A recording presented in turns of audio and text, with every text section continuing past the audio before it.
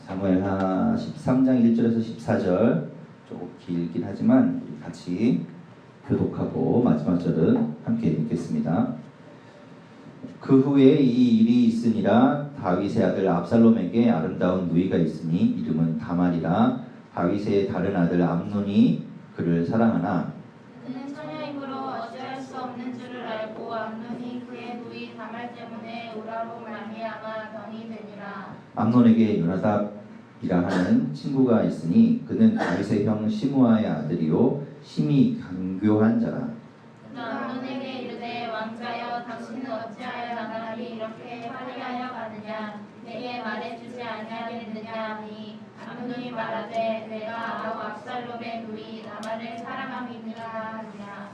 요나답이 그에게 이르되 침상에 누워 병든 채 하다가 내 아버지가 너를 보러 오거든 너는 그에게 말하기를 원하건대 내 누이 다말이 와서 내게 떡을 먹이되 내가 보는 데서 떡을 차려 그의 손으로 먹여주게 하옵소서 하라 하니 암논이 곧 누워 병든 채 하다가 왕이 와서 그를 볼 때에 암논이 왕께 아뢰되 원하건대 내 누이 다말이 와서 내가 보는 데에서 과자 2개를 만들어 그의 손으로 내게 먹여주게 하옵소서 하니 다윗이 사람을 그의 집으로 보내 다말에게 이르되 이제 내 오라버니 암논의 집으로 가서 그를 위하여 음식을 차리라 한지라.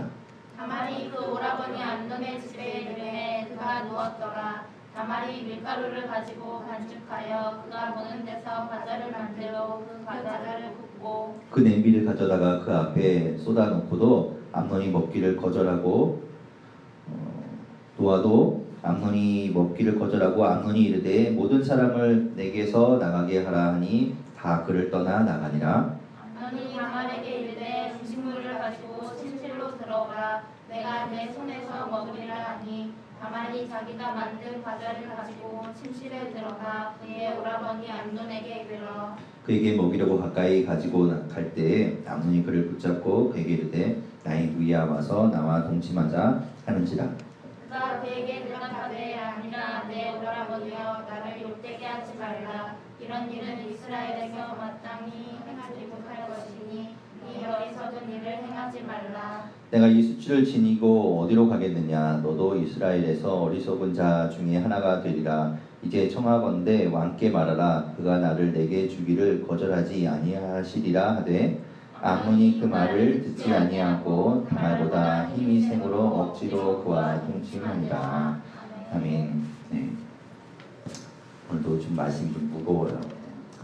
예, 가슴에 손을 얹고 저를 따라서 함께 하시겠습니다. 하나님은 나를 사랑하십니다. 하나님은 나를 사랑하십니다. 나는 그 사랑 안에 있습니다. 나는 그 사랑 안에 있습니다. 하나님은 오늘 나에게 말씀하실 것입니다. 하나님은 오늘 나에게 말씀하실 것입니다. 그 말씀에 생명이 있습니다. 그 말씀에 생명이 있습니다. 그 말씀에 능력이 있습니다. 그 말씀에 능력이 있습니다. 나의 마음을 하나님께 활짝 엽니다. 나의 마음을 하나님께 활짝 엽니다. 나의 생각을 예수님께 집중합니다. 나의 생각을 예수님께 집중합니다. 들은 만큼 변하고 들은 만큼 변하고 들은 만큼 새로워집니다. 들은 만큼 새로워집니다. 아멘. 근데 성광 코피 나는 거야? 선물이요. 깜짝 놀랐습니다. 코피가 나는 거예요.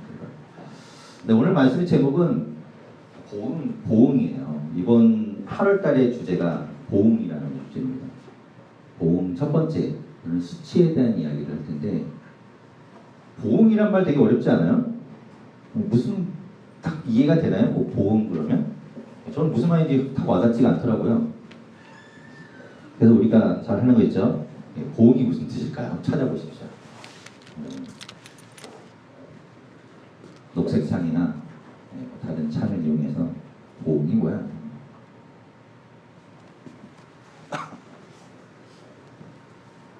찾으신 분 무슨 뜻인가요? 착한 일과 악한 일이 그 원인과 결과에 따라 대답하는 네, 착한 일과 악한 일이 그 원인과 결과에 따라 대가품을 받음. 대가품이 또 뭔가? 이 말도 어렵던데 대가품이 뭐지? 이게 우리는 흔히 말할 때 되갚는다 이렇게 얘기하잖아요. 이렇게 다시 돌려줄 때 되갚는다. 그런데 이거는 대자가 아니라 대자예요. 그래서 대가품이라고 되어 있어서 이게 또 무슨 말이지? 라고 또 찾아보게 됐어요. 대각품을 혹시 한번 찾아보시면 대각품.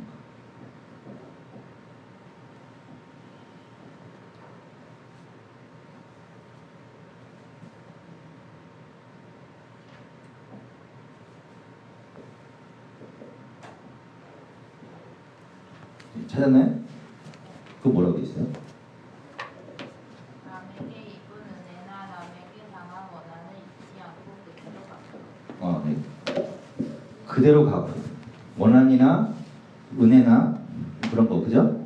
받은 거를 그대로 돌려주는 거 그걸 대갚음이라고 하나요? 우리가 생각할 때는 그냥 이게 대갚음 아니야? 뭐 이런 느낌이 들긴 하는데 또 그게 또 말이 다른 건지 어쨌든 사전에 그렇게 나와 있습니다. 그러니까 보응이라는 말을 정리하면 착한 일과 악한 일이 그 원인과 결과에 따라서 그대로 갚아지는 거, 그대로 갚음을 받는 거를 얘기하는 거겠죠. 그러니까 나쁜 일을 저질렀으면 그 나쁜 일에 대한 대가를 받는 거고 결과를 받는 거고, 그러니까 좋은 일, 착한 일을 했으면 그 착한 일에 따른 결과를 그대로 받는 것, 그걸 보응이라고 하는 것 같습니다. 좀 어려운 말이에요. 자, 어떤 얘기냐면 결국 자신이 저지른 일에 대해서는 대가를 치른다라는 말이죠. 여러분, 하나님이 우리의 죄를 사하셨나요? 하나님이 여러분의 죄를 다 사하셨나요?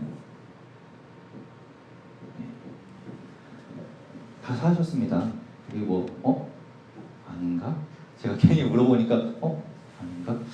좀 남았나? 이렇게 다 사하셨죠. 근데 조건이 있죠. 그 조건이라면 좀 이상하긴 하지만 어떤 사람들은 예수 그리스도를 믿는 사람들을 하나님이 죄를 다 사하여 주시는 거죠. 자, 그러면 죄는 다 없어졌어요. 그런데 우리가 죄 그러면 지금 얘기했지만 보응이라는 말을 이야기한다면 죄를 저지르면 그 결과가 있다. 대가가 있다라는 얘기인데, 그러면 하나님이 우리의 죄를 다 사하셨으면 죄의 대가는 어디로 갔을까요? 우리가 그동안에 저지른 죄는 다 없어졌으면 그 죄의 대가는 다 어디로 갔나요?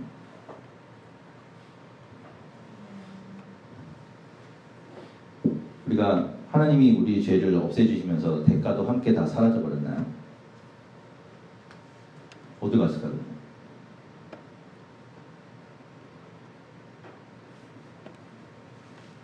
한번 생각해 보십시오. 자, 오늘 말씀에 보면 다윗에게는 아들들이 있었어요. 그 다윗의 아들들의 이야기가 오늘 나오잖아요. 다윗한테는 몇 명의 아들이 있었을까요? 네. 여러분 성경책 한번 찾아봅시다. 6명. 6명. 네, 맞는지 한번 답을 보도록 하겠습니다. 역대상 3장 1절에서 9절 말씀이에요. 벌써 길죠? 길다는 얘기는 아들이 많다는 얘기예요. 역대상 3장 1절에서 9절.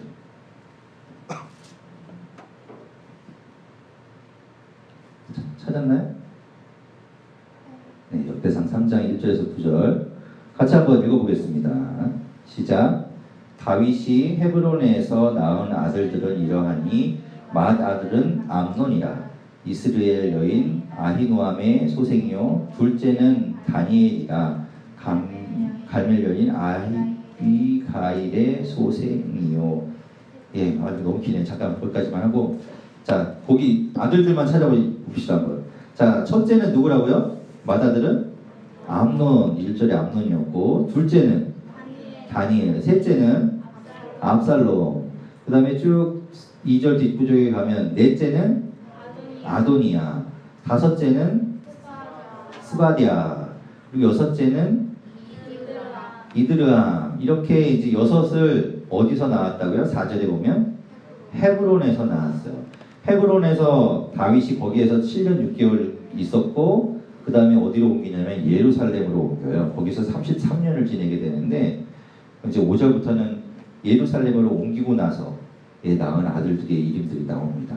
5절에 보면 누구 나오나요? 시므아, 소박, 나단, 솔로몬, 우리가 잘 아는 솔로몬 나오죠. 그리고 네 사람, 뭐 누구의 소생이고, 그 다음 6절에 보면 이팔, 엘리사마, 엘리벨렛, 그 다음에 노가, 네벡, 야비야, 엘리사마, 엘야다, 엘리벨렛, 9사람. 그러니까 전체 한번 세보십시오. 몇 명입니까? 쭉 14명. 14명?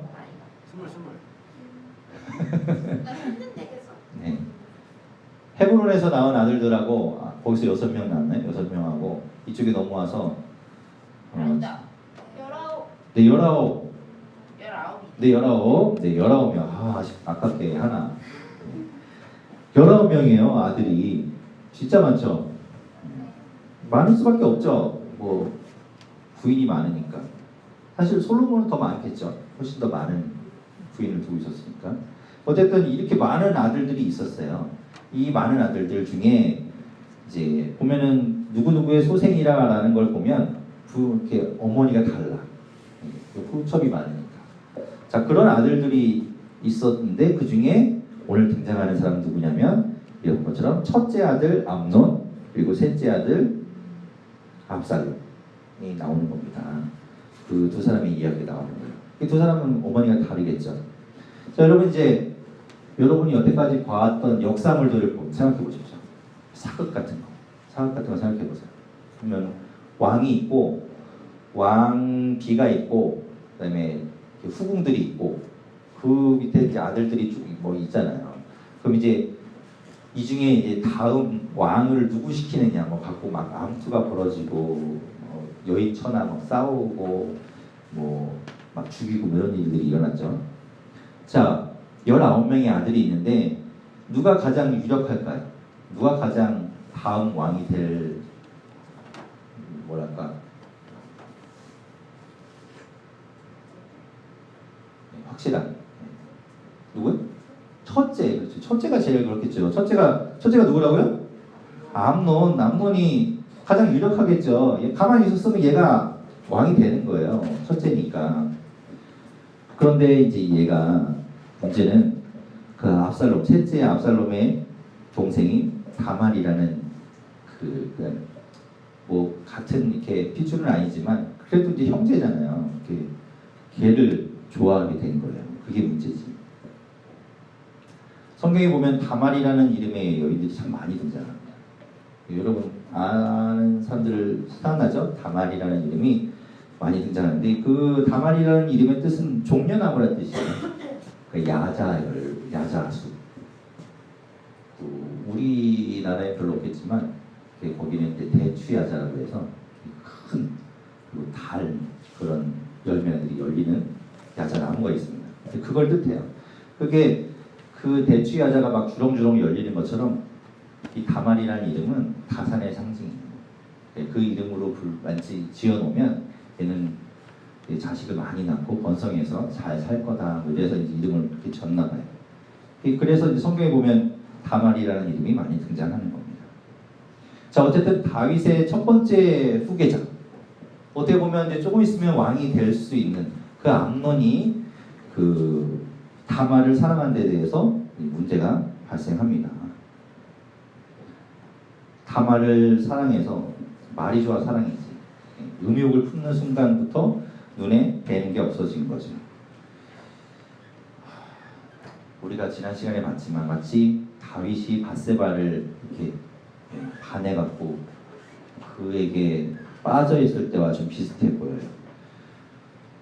어떻게 보면 같은 핏줄을 아는 같은 어머니 밑에서 낳은 형제는 아니지만 그래도 분명히 한 아버지 아래에 있는 형제인데도 불구하고 이런 폐륜적인 일이 벌어지는 겁니다. 어떻게 이런 형편이 가도록 다윗은 가만히 있었을까? 왜 다윗은 두고만 보고 있었을까? 도대체 뭘 했나? 우리가 여태까지 보한 것처럼 다윗은 어땠어요? 전쟁이 일어나면 무조건 하나님 앞에 달려갑니다. 하나님 어떻게 할까요? 우리가 출전할까요 말까요? 가면 어디로 갈까요? 전쟁뿐만 아니라 모든 일에 대해서 자신의 일에 대해서 그리고 사울에게 쫓겨다닐 때도 마찬가지. 언제나 하나님 앞에 먼저 가서 이야기했고 그리고 하나님이 하라는 대로 순종하고 따라서 지혜롭게 잘 살았던 다윗인데 왜 이렇게 자식들에게는 이런 일이 벌어지는데도 속수무책으로 있을 수밖에 없었을까요? 왜냐하면 저는 이런 생각을 해봅니다. 본인에게 죄가 있기 때문에 그래요. 자기가 밧세바에게 했던 일, 그리고 우리아를 죽였던 그 일 때문에, 그게 분명히 돌이킬 수 없는 그 죄 때문에 그게 남아있는 거죠. 하나님은 우리의 죄를 다 없애버리셨어요. 여러분의 죄는 없어요. 없는데 아까 얘기한 것처럼 죄의 대가가 남아 있습니다. 다윗이 밧세바를 범했어요. 그리고 그 남편이 우리아를 죽였어요. 엄청난 일이죠. 지금으로 따져도 탑 뉴스감입니다. 그런 일인데 하나님께 회개했어요. 그리고 하나님 앞에 기도하고 자기 잘못을 뉘우쳤습니다. 그런데 죄에 대한 대가는 남았죠. 그래서 어떻게 됐는가 하면 밧세바와 사이에서 낳은 아들이 죽어요. 죽음으로 대가를 치른 거예요. 다윗은 그 대가를 치렀죠. 그런데 그 대가가 자기만 끝난 것이 아니었다는 것을 오늘 이야기에서 보게 되는 겁니다. 왜 하필이면 참 요즘 이런 얘기 자꾸 생기나 몰라요. 하필 우리가 이 설교도 그렇고 큐티 본문으로 보고 있는 말씀이 옛날 얘기만은 아니라는 것을 우리는 보죠. 며칠 전에도 기독교 교회에는 아주 충격적인 이야기가 있었습니다. 여러분도 이미 다 아시겠지만 큰 대형 그 집회를 인도하시는 분이 사고를 쳤죠. 참 부끄럽습니다. 부끄럽고 충격적이고, 야, 이거 어떻게 해야 되나라는 생각이 들 정도로 참 암담한 그런 이야기들이 들리는데, 그러니까 옛날이나 지금이나 마찬가지로 이런 성적인 죄들이 분명히 일어나고 있다는 거죠. 그러니까 뭐 지난주에 얘기했죠. 목회자라고 믿지 마세요. 여러분 지키셔야 돼요. 아무튼 그런 일들이 벌어지고 있어요. 그런 일들. 여러분 그분이 목회자인데 나중에 그분 분명히 이제 드러났으니까 대가를 치러야 되겠죠. 대가를 치르고 회개하겠죠. 그럼 자기가 목사인데 회개 안 하겠어요? 회개하고 잘못했다고 뉘우치고 또 얼마 후에 복귀하겠죠. 안 하나? 어쨌든 과연 그 사람이 그분이 얘기하는 메시지가 힘이 있을까요? 그분이 순결하라고 하나님이 거룩하니 너희도 거룩하라라고 이야기한들 그 메시지가 과연 힘이 있을까요? 다윗도 그랬을 것 같아요. 다윗이 자기가 치른 그 죄 때문에 자식들에게도 확실하게 그리고 강하게 그리고 온전하게 이야기하지 못했을 것 같다는 생각이 듭니다. 그래서 이런 일이 벌어진 거예요. 여러분은 이 사건을 통해서 무엇을 느끼시나요? 아니면 요즘 벌어지고 있는 일련의 이런 사건들을 통해서 여러분 어떤 생각이 드시나요? 여기 큐티 하신 분들이 계신 걸로 아는데 어땠나요? 이 본문을 보는 순간 이런 사건들을 접할 때 그리고 들려오는 요즘의 이야기들을 접할 때 여러분의 마음은 어떻습니까? 제가 딱 떠오르는 생각이 있는데 한번 여러분의 의견을 한번 들어보고 싶어요. 만약에 그게 있으면 안 되지만 여러분이 보는, 그러니까 여러분이 가까이 있는 곳에서 그런 일이 벌어진다. 뭐 지금 있다는 얘기 아니에요. 전 아니에요. 어쨌든 전 아닌데 네. 그런 일이 여러분이 지금 교회 안에 있고 공동체 안에 있는데 그런 일이 만약에 생겼다. 그럼 어떻게 하는 게 지혜로운 방법이고 옳을까요? 여러분이라면 어떻게 하시겠어요?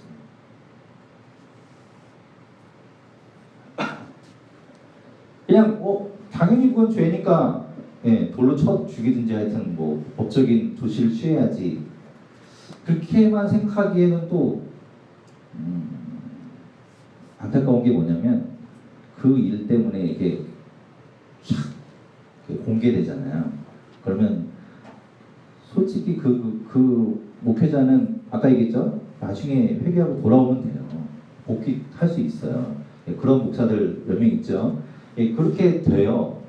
그런데 문제는 뭐냐면 그 피해자들이 이게 까발려지면 그 피해자들이 상처받는 게 그리고 그 공동체는 많이 힘들어지겠죠. 그렇다고 한다면 쉽게 이거를 당연히 죄를 졌으니까 이렇게 법적으로 하고 뭐 공개적으로 해서 끝장내버리고 이렇게 하기에는 조금 그 뒤에 벌어질 일을 생각하면 그게 간단한 문제는 또 아닌 것 같아요. 어떻게 하면 좋을까요? 그게 왜 제가 이 질문을 하냐면 아까 누군가에게 이런 질문을 받았어요. 아니 이런 일이 제가 그분이 이제 그 목사님 얘기를 하더라고요. 요번에 벌어진 사건 얘기하면서 그런 경우 그럼 어떻게 해야 되는가? 어떻게 해야 되나요? 저도 답을 못 드렸어요. 어떻게 할까요? 어떻게 해야 되죠? 그냥 침묵하고 있어야 되나요? 아니면 정죄하고 막 공동체가 깨지든 말든 뭐 피해자를 일단 구해야 된다는 생각에 그걸 공개적으로 해갖고서는 처리를 해야 되나요? 어떻게 해야 되나요? 어떻게 하면 좋을까요? 이런 생각을 한다는 자체가 너무 안타까운 거예요. 왜 이런 걸 고민해야 되지? 왜 이런 걸 걱정해야 되지? 미안합니다. 제가 괜한 걸 물어봤는데. 아무튼 여러분 기도해 주십시오. 그러니까 여러분 그게 아까도 이제 수련회 얘기하면서 했지만 방법이 없어요. 우리는 기도하는 방법밖에 없는 것 같아요. 제가 그래서 이제 그분께도 이런 이야기를 했어요. 내가 믿는 하나님은 살아계시다고 믿는다. 분명히 하나님은 지금도 살아계시고 지금도 일하고 계시고 그리고 강력한 분이라고 믿는다. 그렇다면 그 하나님이 그 죄를 가만히 보고는 있지 않습니다. 그러니까 우리가 나서서 어떤 문제를 해결하는 것도 방법일 수 있겠지만 하나님이 그 죄를 알고 계시고 하나님이 보고 계시다면 하나님이 가만히 계시지 않을 거예요. 여러분 그래서 기도해야겠다라는 겁니다. 여러분 앞에 서 있는 저뿐만 아니라 뭐 제가 언제까지 여기 있는지 모르지만 제 뒤에 오시는 이제 다른 분들 계실 거 아니에요? 여러분이 기도하셔야 돼요. 그분을 위해서 여기 서 있는 사람을 위해서 올바르고 똑바른 사람이 서 있을 수 있고 여러분이 기도하는 만큼 바른 사람이 여기 서 있게 되는 거예요. 그리고 공동체 안에서도 여러분이 공동체를 위해서도 기도하고 그리고 지난주에 얘기한 것처럼 서로를 지켜가는 그게 중요합니다. 다른 사람한테 관심을 좀 가져주고 그래야 그런 일이 안 생기지 않겠어요? 누가 그런 일이 생긴가 보다 그런 것도 모르는 공동체가 아니라 알 수 있는 공동체가 되면 좋겠네요. 자 어쨌든 이제 오늘 이야기로 돌아와서 오늘 이야기에서 우리가 보게 되는 자 오늘 뭐 길게 할 생각이 없으니까 짧게 보게 되는 죄의 속성 세 가지가 있습니다. 오늘 이제 벌어지는 일들을 보면 죄라는 것이 이런 속성을 갖고 있구나, 죄가 이런 거구나 라는 걸 느낄 수 있어요. 첫 번째는 뭐냐면 죄는 전염됩니다. 죄는 나 혼자로 끝나지 않아요. 그러니까 다윗이 죄를 지었잖아요. 범죄를 했잖아요. 그게 다윗으로만 끝나는 게 아니에요. 그 주변에 그 가족들에게 다 퍼져나가요. 압살롬과 암논만 이런 게 아니라 나중에 압살롬 이 뒤로 쭉 넘어가면 압살롬도 엄청난 죄를 저지릅니다. 그게 죄라는 것이 나 혼자만 끝나고 나 혼자만 대가를 치르고 끝 이게 아니라 그것을 통해서 여러분 주변으로 퍼져나가는 거예요. 공동체 안에 그래서 죄가 들어오면 이 공동체에 쑥대밭 되는 겁니다. 여러분이 말씀으로 기도로 무장되어 있지 않아요. 여기 이단이 하나 딱 들어오면 여러분이 무장되어 있지 않으면 그냥 다 넘어가는 거예요. 그 정도로 죄가 무섭고 그 정도로 죄가 전염이 빨라요. 그러니까 여러분이 평소에 회식 경쟁력만 키울 게 아니라 여러분 믿음의 경쟁력을 키워야 돼요. 여러분이 그거 평소에 하셔야 되는 거예요. 자, 그리고 두 번째는 뭐냐면 죄가 어떤 속성을 갖고 있는가? 반드시 대가를 치르게 됩니다. 그거는 여러분 지금까지 봐온 것처럼 마찬가지죠. 다윗이 그 낳은 아들이 죽었고 암논이 이런 죄를 저질렀고 암논이 어떻게 될까요? 암논도 죽어요. 분명히 죄에 대한 대가는 치르게 되어 있어요. 하나님이 죄를 사하여 주시지만 그 죄의 대가는 남아있게 돼요. 그 대가는 어디로 가는가? 여러분이 치르거나 예수님이 치르셨어요.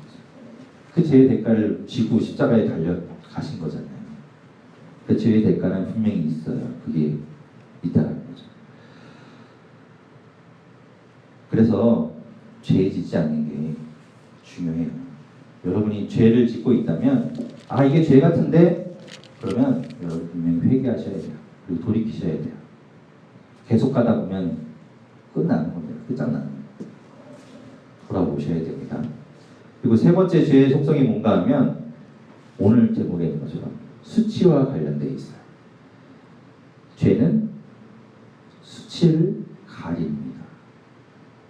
여러분 이게 죄인가 아닌가? 내가 하고 있는 이 일이 죄인가 아닌가? 부끄러움이 느껴지면 죄일 가능성이 많습니다. 부끄럽다. 감춰야 되겠다. 라는 생각이 든다면 죄일 가능성이 많아요. 다 그런 건 아니겠지만. 다윗의 죄를 보십시오. 다윗은 불륜을 저질렀어요. 분명히 부인이 있고 남의 집 아내와 불륜을 저질렀고 그리고 살인을 저질렀습니다. 그러니까 그런 걸 덮으려고 부끄러우니까 감추려고 그 우리아를 죽이는 거죠. 암논의 죄 근친상간입니다. 이게 사랑이라는 말로 멋있게 포장되어 있는 것 같지만 말도 안 되는 범죄예요. 말도 안 되는 죄예요. 그거를 교묘하게 포장하죠. 부끄러운 죄예요. 죄라는 건 부끄럽게 되어 있어요. 그런데 죄가 이 부끄러움과 관련되어 있는 죄가 어떤가 하면 이 수치를 가려요. 묘하죠? 죄는 수치를 가져오는데 죄는 수치를 또 가리거든요. 내가 부끄러움을 느낄 때 죄라는 게 그 부끄러움을 싹 가립니다. 부끄러움을 못 느끼게 만들어요. 다른 사람이 모르게 만들어요.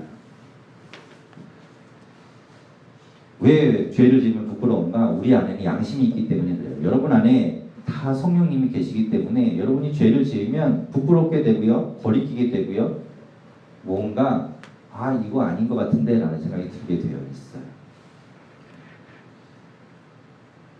그 죄가 그 부끄러움을 덮어버리는 일까지 일어나게 되는 거죠. 좋게 포장해서 감추는 일이 되는 겁니다. 오늘은 짧게 얘기를 했는데 또 길어졌지만 어쨌든 죄라는 거는 오늘 보면 알겠지만 세 가지 속성이 있어요. 전염돼요. 엄청 빠르게 전염돼요. 정말 이 악성 바이러스처럼 이렇게 그냥 무슨 공기를 타고 전염되는 것보다 훨씬 빠르게 전염됩니다. 그러니까 잘 지켜야 돼요. 우리 공동체 지키고 나를 지키고. 그리고 죄라는 게 대가를 반드시 치르게 됩니다. 무서운 거예요. 쉽게 넘겨서 안 돼요. 가볍게 넘겨서 안 돼요. 죄는 반드시 대가를 치른다. 그러니까 죄를 짓지 않아야 되겠죠. 그게 가장 최선입니다. 죄를 지으려는 그런 순간이나 그런 장소에 가지 마십시오. 피하세요. 그리고 죄는 수치를 가립니다. 죄는 수치를 불러오지만 그 수치를 가려서 계속해서 죄를 짓도록 만들어요. 그게 죄의 속성이에요. 오늘 우리는 이 죄의 속성 세 가지를 봤어요. 여러분이 이 속성을 알면 제가 그런가 보다 라고 끝날 것이 아니라 이제부터는 여러분이 죄라는 것을 이렇게 알았으니까 어떻게 해야 됩니까? 여러분이 죄라고 느끼는 그것을 하나님 앞에 내어놓고요. 회개하고요. 돌이키고요. 다시는 그러지 않도록 노력해야 돼요. 죄 여러분 무섭습니다. 정말 무서운 거예요. 앞으로 이제 계속해서 이야기하겠지만 그런 무서운 것에 여러분 쉽게 생각하지 않도록 또 여러분이 쉽게 넘어갈 넘어가지 않도록 되기를 바라고 스스로 잘 무장할 수 있기를 바랍니다. 죄 반드시 회개해야 되는 겁니다.